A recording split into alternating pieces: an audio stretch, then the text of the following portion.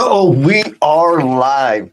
Good morning, and what is going on, my people out there in the omniverse? Today, we're going to be talking about, rather, if you have ever felt like you're overcommitted but underperforming, this little 30-minute-ish conversation is specifically for you. I'm going to do my best to share some of the little tips and tricks that I use over here in Jesseland to like manage that, because I know most of the people on here are like super committed, ambitious, hardworking folks that want to contribute and leave this world better than they found it, which almost always lends itself to overcommitting. And then when we overcommit, it has a big giant impact on our energy, on our self-esteem, and it could get really messy and dark sometimes. And I've been there, I've dealt with it poorly. And through all of those errors, mistakes, learnings, and missteps, I've slowly but surely found a few ways to like adjust that. So if you are out there in the omniverse, let me know what part of the world you coming in from. We got a comment already, baby. Boom. Mr. Jake Jones coming in from Cusco, Peru. Old faithful, Mr. Jake. I hope we'll be able to see you on the support and accountability call here today in about an hour. And then we got Miss Heather. Good morning, Heather. I'm excited to have you on the podcast, my sister. So, again, folks, if you're out there, let me know that you're out there, because I love attention and I love to know who I'm getting it from. If you're watching the replay, leave some comments. If something lands with you and says, ooh, that was good, or ooh, that was dumb, let me know, right? That's the way we're going to get through this bad boy. Oh, my goodness. So we got a LinkedIn user. I don't know exactly who you are. This is like a LinkedIn StreamYard thing where the securities, the way your securities are set up will hide your actual profile. Oh, that's Neil. Miss Neil, good morning. But I can see it on the LinkedIn, so I'm kind of cheating over here. Oh, man, we got a party going on. We got Fort Worth in the house. That's what I'm talking about, Miss Neil. Thank you, sister. And they've got Mr. Clyde coming in from the great state of West Virginia. And if y'all don't know, all you folks out there in YouTube land and LinkedIn and Facebook, I'm also streaming on the TikTok. So, but I can't interact with them because I'm making you my primary focus. All right, blah, blah, blah. So let me know where you're coming in from. And you already know if you're a repeat offender, hit me up with your questions. You got any questions? Got any thoughts? Drop them in the comments. Like, this is about self-management, time management, performance, all of those wishy-washy things. But like, for real, it's just about getting more things done. It's about figuring out how to win at home and at work, like win everywhere and feel good about it without like exhausting yourself. And so the main idea that I want to bring to the conversation is focus fuel. And I've been playing around with this a little bit because I was evaluating, actually, confession, I finally acquired the services of an executive assistant, which is so exciting, which also showed me how poorly my systems and processes were designed, because they're all in my brain. Well, I shouldn't say all of them. Most of them are. And when I started kind of filtering through what are the things, right, the high leverage activities I can hand off or like share to improve performance, improve my ability to serve and contribute to the lives of others, this idea started coming up, this focus fuel idea. And so what do I mean by focus fuel?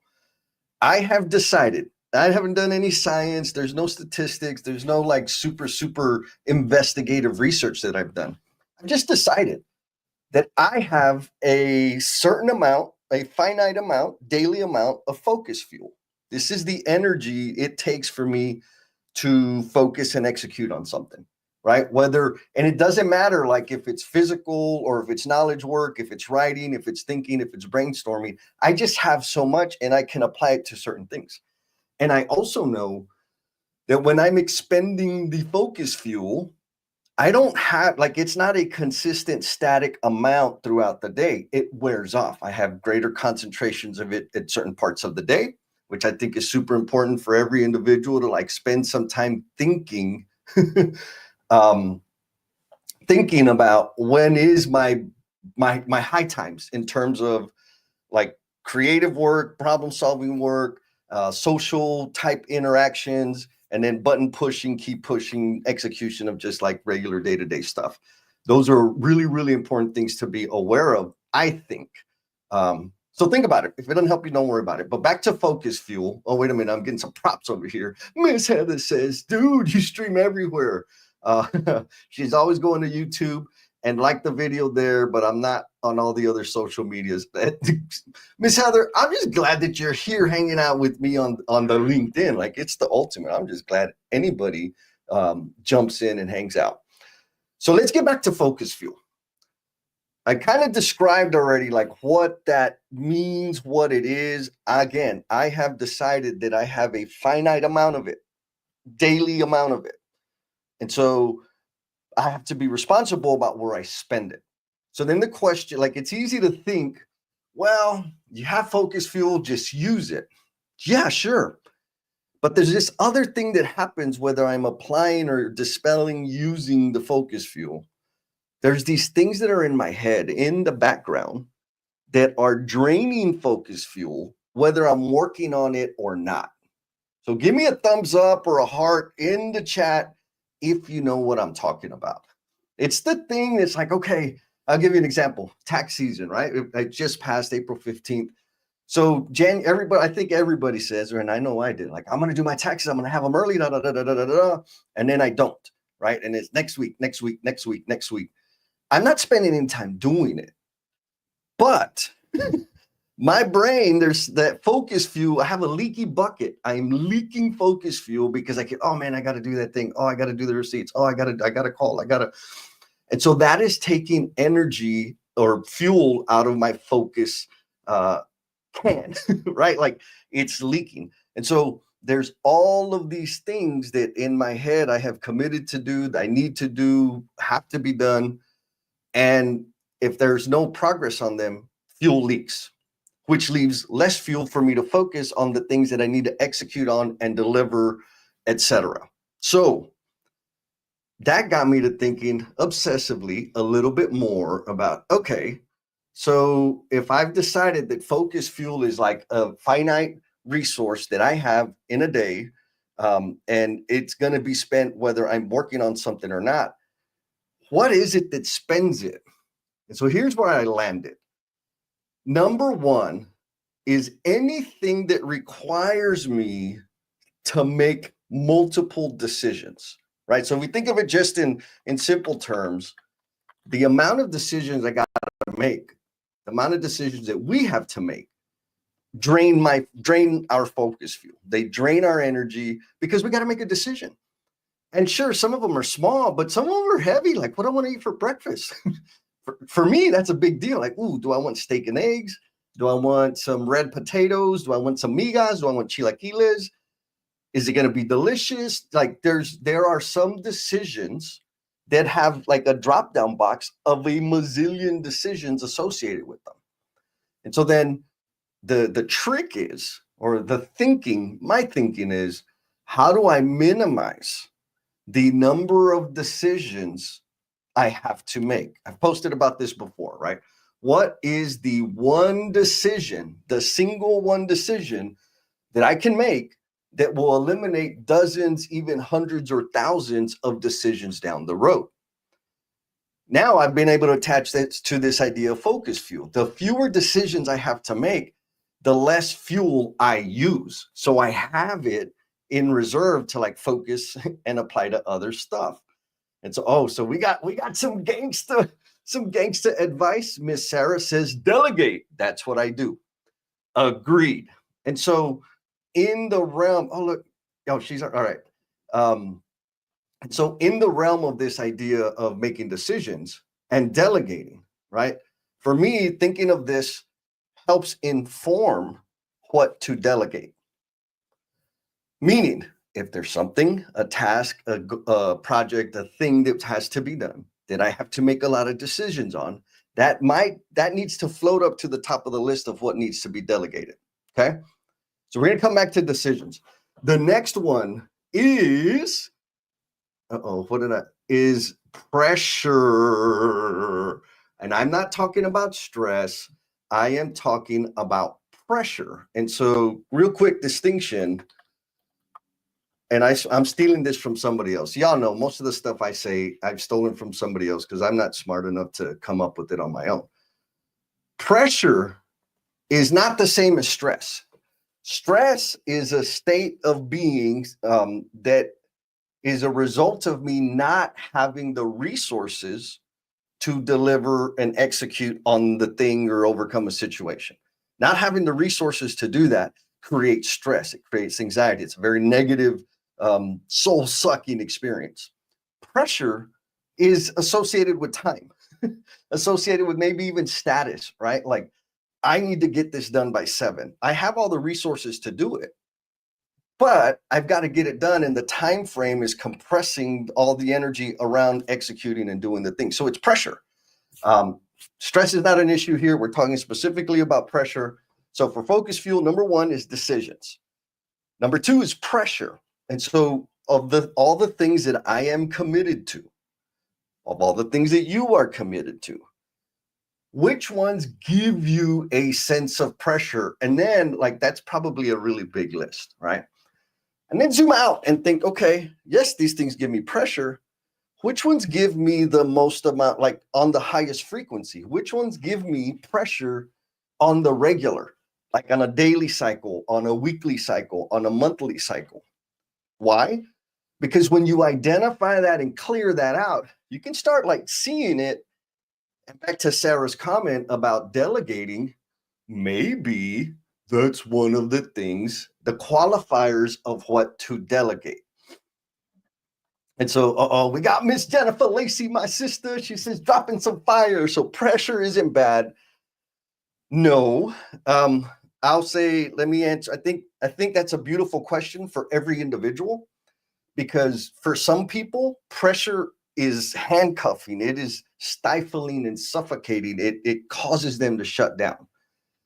For psychos like me, pressure is exciting, right? It's like, oh yeah, I think I can get it done, and then I miss the mark, and whatever. And so what I want to make the distinction between is pressure and stress. Stress is not having the resources to execute or deliver. Pressure is just the time. It's the delivery or execution of a something under certain time frames, budgets, under certain constraints. But I have the resources to do the thing, so it's just pressure. It is not stress. Again, this is in Jesse land. You don't have to adopt it if it doesn't make sense. Then we got Miss Sarah saying, I find the biggest pressure is not knowing who to go to when I know I'm not the right person and I don't have someone around me with the skill needed. So there again, it's like, oh, where do I go? Beautiful, beautiful example. Thank you, Miss Sarah. Oh man, we got the questions coming in. Keep them coming, y'all. Jennifer Lacey says, is pressure an external ask or responsibility? Yes. Yes, which I think is tied back to commitment, right? Back to like the title of this conversation, being overcommitted. It can be an external ask. And once you accept it, then it becomes a responsibility. It can also be an internal commitment, which evolves into a responsibility. You're going to do something about it. So yes, oh man, we're getting Mr. Abbas. What's going on, Abbas? Coming in with the blue heart. Oh man, we got a party going on today. And then one quote, Jennifer says, stress is our internal response. Yes. Again, in Jesse land, in the way things work up here, stress, how the best way I could say it is stress is one of the fabricated emotions, or maybe my response to something that's happening. It is entirely internal, specifically or particularly because I frame it as the experience I have when I don't have the resources to accomplish a task or deliver on a specific ask. That's stress. Pressure is different. So hopefully that's making sense. So again, focus fuel. What is that comprised of? Focus fuel is comprised of decisions and pressure, and then one more little element, and that is disappointment. Anybody got any experience with disappointment? Right. And maybe I should be more clear. Like I'm sure everybody has a few reps of disappointment with other people. I'm talking about disappointment with myself, right? The feeling or state of like, man, I said I was going to do this. I really wanted to get it done. And now I look like a slacker because I didn't deliver in the time I wanted to, or I didn't, Sarah, Jake, I know y'all know this life. I didn't polish that thing to the degree I wanted to. And right. Like all these things internally, disappointment with ourselves. If you've read the book, Leadership and Self-Deception, they talk about it as self-betrayal, which for me, that's exactly what it feels like. When I have an aspiration, a goal, a project, an idea, a thing, and it doesn't happen in the time frame I want it to, I feel like I'm failing. And here's the thing, the only person I'm failing is me, because nobody else cares about the little stupid things that I'm working on. Only I do. But it brings me disappointment. Okay? So again, we started with focus fuel. And this is all tied to this overcommitted and underperforming thing. Because the overcommitment is because our focus fuel is being spent. The underperforming, because the focus fuel is being spent. And so in there, we have decisions, pressure, and disappointment. Okay. Now you're like, so what, Jess? I'm like, yeah, I agree. So here's the deal.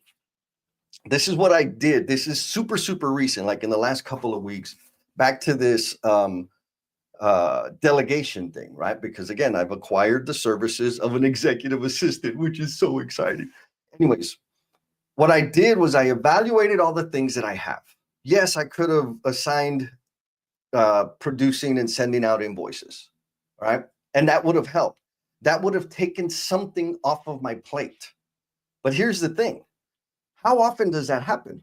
Once a month. So how much focus fuel am I going to get back? I'm going to get this much focus fuel, like not a lot. And then I said, okay, that's a one pointer for things that happen on a super, like 1 month, 4 week plus cycle. That's a one pointer. And then I said, okay, if that's a one pointer, if that's like a one-off thing, I want to, like, folks, heads up, I want to order swag, some Hawaiian shirt swags that are all branded out with Depth Builder and stuff, and then some maybe zip up hoodies. So if you're interested, let me know, right? But anyways, that's a thing that I want to get done that will contribute to my business, but that's another one of those one-off things. It doesn't happen on a high frequency. So that's a one pointer. So then I started zooming out. I said, okay, well, I got all of these things. And if you don't know, I have the Learnings and Missteps podcast. And my goal with the Learnings and Missteps podcast is to highlight amazing human beings like you that are sharing their gifts and talents with the world. But I have been sucking it up the past month and a half. I've been inconsistent. I've been missing deadlines to produce and edit and publish and all the things. And my goal is to have that done like every week, a new episode and newsletter and all the little video clips and all the thing, because I get to talk to super awesome people, but I haven't been doing it.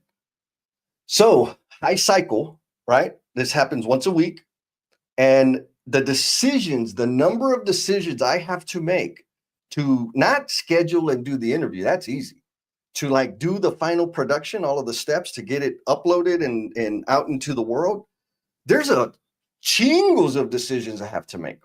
So that's high consumption of focus fuel. And because I've set my own cadence of releasing a episode once a week, the pressure, I feel that pressure every week. And I feel it every time I'm saying, ooh, I got to do this thing. I can't do the podcast. Blah, blah, blah. So the pressure it's constant and it gets more intense. And then I pass and I don't post the thing when I wanted to post it. And then guess what happens? Disappointment. And so all these things in the focus fuel bucket, even though I know I can make a decision on Sunday afternoon when I'm doing my like weekly planning that, man, all the stuff I got going on, I am not going to be able to produce a podcast this week. Duh. I've made the commitment. I still have the issue of disappointment and pressure to try to like fit it in somewhere, which steals focus fuel. So guess what? Because that's happening once a week and it has dramatic impact on all the factors or the elements of the focus fuel. I said, that's going to be first. And guess what? She's taking it over. There's things coming out. You'll be seeing them. If you haven't seen them already, that I'm like, oh, I feel so much stress and pressure come off of me. Now, you might be thinking, well, yeah, Jesse, that's because of you. You have your own company, you have your own business. Yes, you're right. I figured it out now. But this idea, like, of managing our focus fuel, I know I could have applied it back when I had like a real job. And I know I can apply it to a whole bunch of things going forward. And so that's why I'm going to bring it to you guys. I'm going to go to the chat because I know we got some awesome comments in there. Miss Jennifer, Mr. Abbas says, yes, a big disappointment is when I do nothing. And from inside, I am like, dude, I need to work. See, thank you, Abbas. Like it's this internal thing, this like, man, or self-betrayal of like, dude, I know I can do it. I could make it. If I would have just, I could have. It's disappointment, and it takes energy. It takes focus fuel. Thank you for being vulnerable there, Abbas, and putting that out there in the omniverse. Miss Sarah says, you wouldn't know it. You are doing so much. Yes. And thank you for making that point, Sarah. And that's why I had to break this idea down from the focus fuel concept, right, which is kind of a random, goofy bucket. But in the focus fuel, anything that we do requires a decision.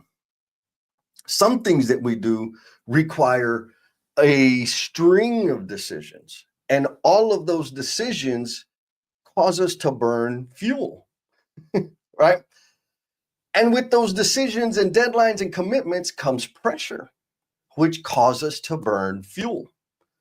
And when we're not executing to the degree that we want to execute, what happens? Disappointment, which causes us to burn fuel.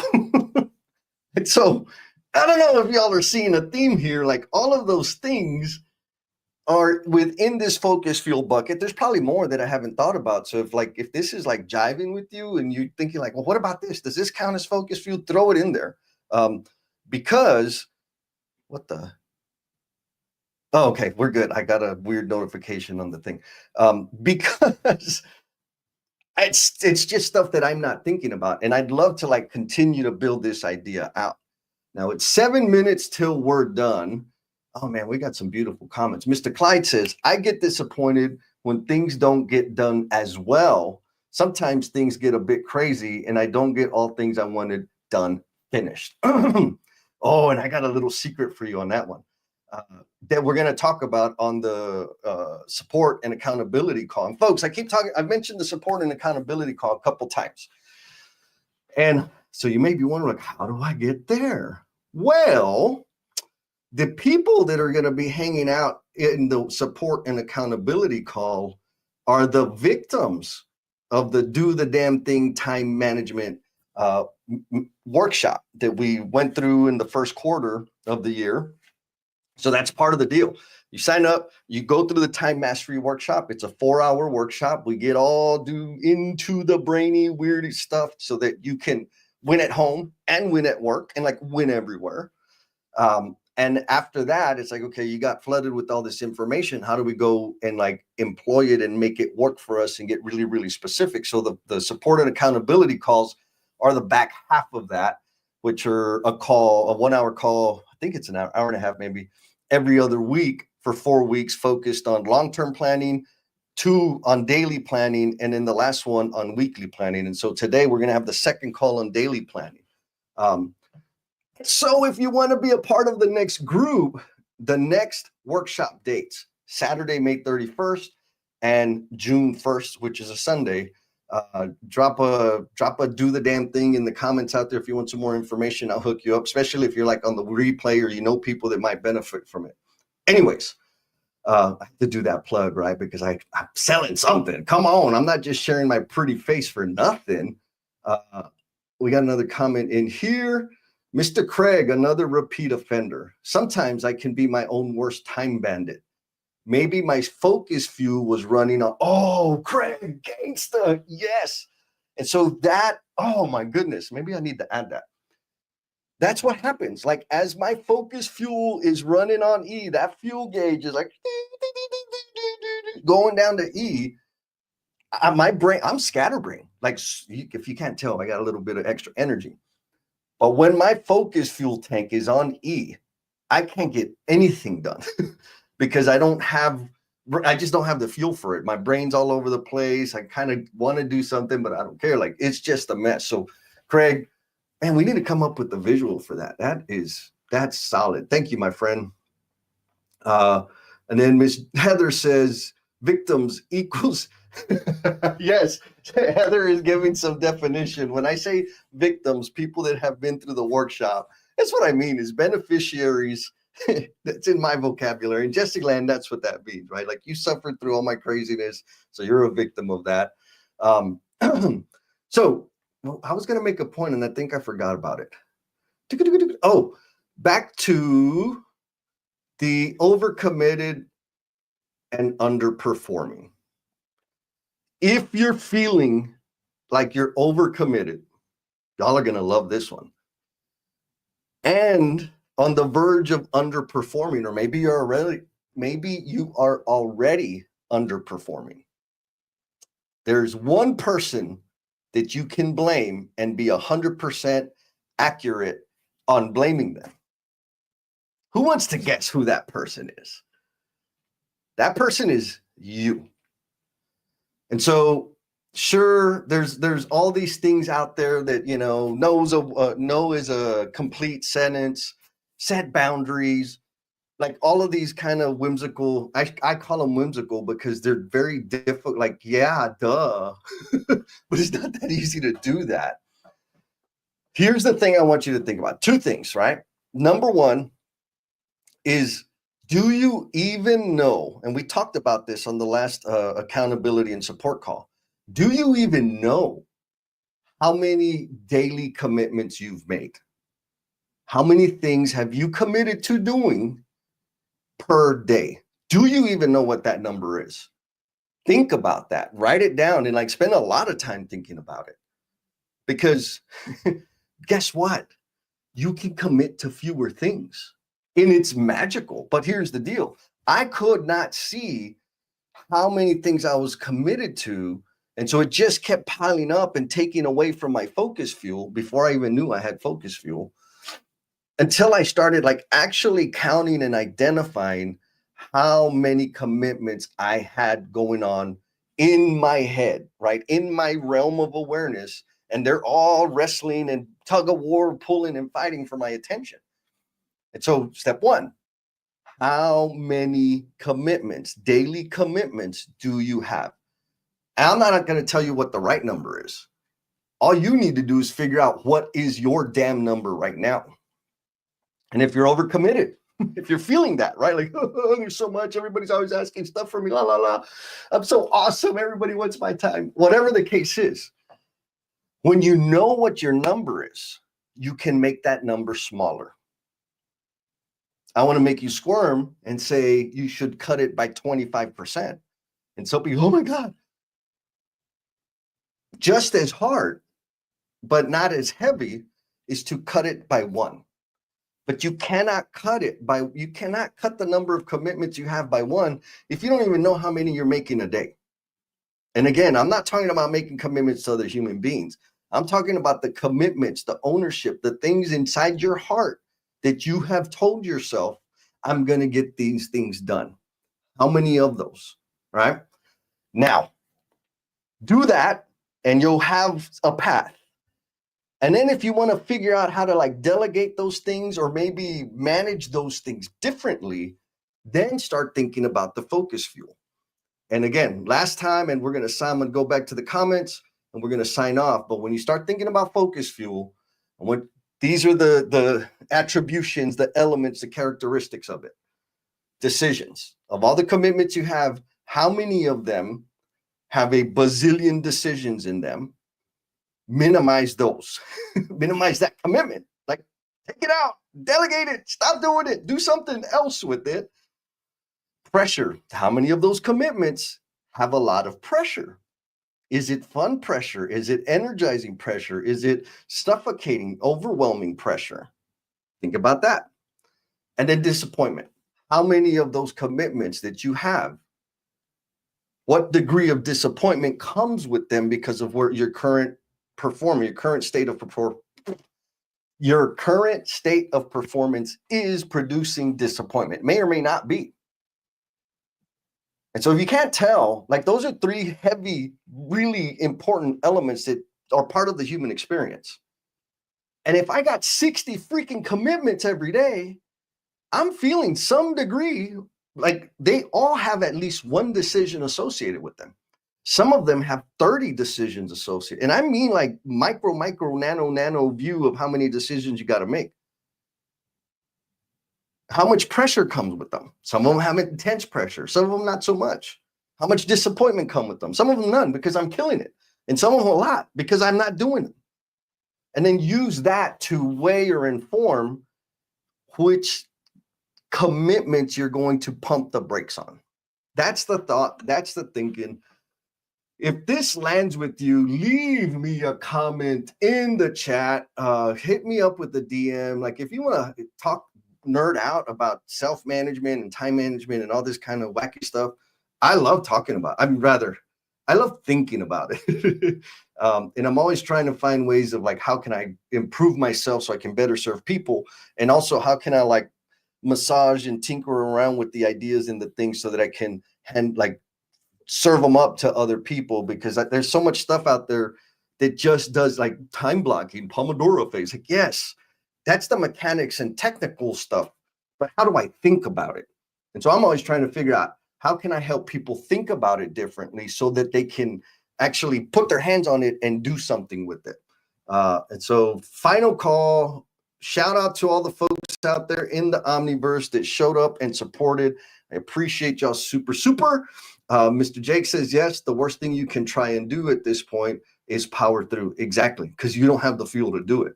Recognize that you're not focused, not moving forward, and go fill your tank. Yes, and don't go to empty. Right? Fill up when you're at a quarter tank. It doesn't have to be on E. Am I being hypocritical? Hell yes, because I always wait till I'm on E. Jennifer Lacey says, me. All right, folks, I appreciate y'all very, very much.